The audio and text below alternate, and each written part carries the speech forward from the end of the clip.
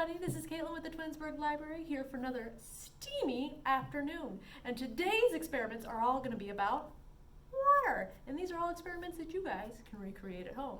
So the first thing we're going to do is we're going to make some floating ink. And for this experiment, all you need is some sort of dinner dish, dry erase markers, and water. Super easy. So you're just going to take your dinner dish and we're going to draw some cool things on there. So I'm going to draw some stars, and draw a heart.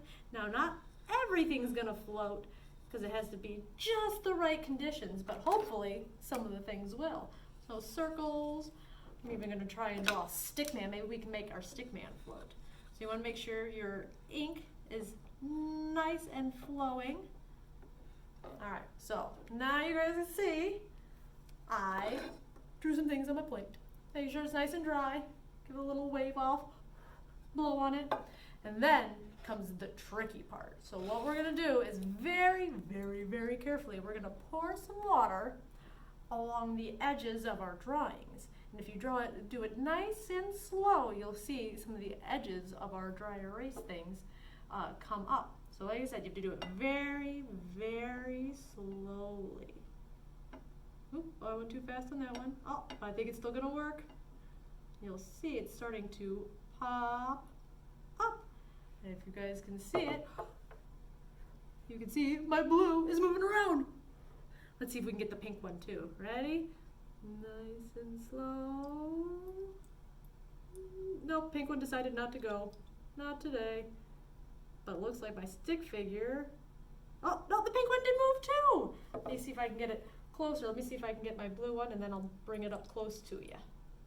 And so you guys can experiment to see if different color markers work best, if you let it dry faster, and there you go. You can see some floating ink moving all around. And what's really cool is that if you can get some cool designs going, you can put it on your finger. Look at that. Pretty cool. All right, so now let's do some more experiments. Our next experiment, all you need is a glass, a measuring cup with a spout on it, some natural string, so cotton or wool, that works the best. You can't use anything like acrylic or polyester because that doesn't hold water well enough, so it won't work. But if you get some natural string and some tape. So all you have to do is we cut off a length of string. You can barely see it, it's so small, but we're gonna go ahead and soak it in the water. Then we're gonna tape one end to the glass and then the other end to our measuring cup. Make sure the finger's nice and dry so this thing stays. And you want to put it pretty far down in the glass so it doesn't mess up anything. I'm going to do the same thing over in my measuring cup. And then, very careful, I'm going to hold this up for you. You're going to make sure you hold that string nice and taut. Taut just means that it's nice and tight, not too tight that you're pulling it off, but tight enough that it holds straight. Now, what's going to happen when actually, you know what? I'm going to fix this a little bit because my string is crooked. Let me see if I can make my string a little bit straighter so it's falling straight up. There we go. That's better. All right, so you can see I've got my string nice and straight going down the spout. And we're going to hold it nice and taut. And then, I don't know what do you guys think is going to happen if I pour it very, very, very slowly along our wet string. Ready, nice and slow. Let's see. There we go. Look at that. It's working. So what's happening is that the water has surface tension. So that means that the water molecules want to stay together, so they're more likely to follow each other down the string than they are to fall straight to the earth. There you go.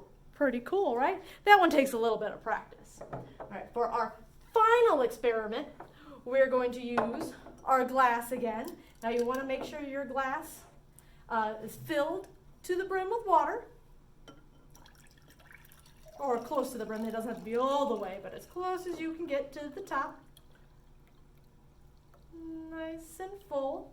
And then I'm going to cut a piece of paper or cardstock. So you want to use nice thick paper. You can even use a playing card if you want, Or what works really, really good for this is junk mail. So if you guys get like those cards in the mail that are nice and thick, those work perfectly. So all you have to do, we're gonna make this float in the air. So what we're gonna do is you're gonna take your glass and you're gonna take your piece of mail or playing card, or I've got a piece of cardstock. You're gonna put it on top, and we're gonna make this cup of water hold this piece of paper. All you have to do is we're gonna hold it like this. Ready? Flip it over and let it go. Look at that. Now you don't want to hold it too long because as the paper gets wet, the paper's going to get heavier and it's going to fall, and then you're going to make a big mess, and mom and dad won't like that.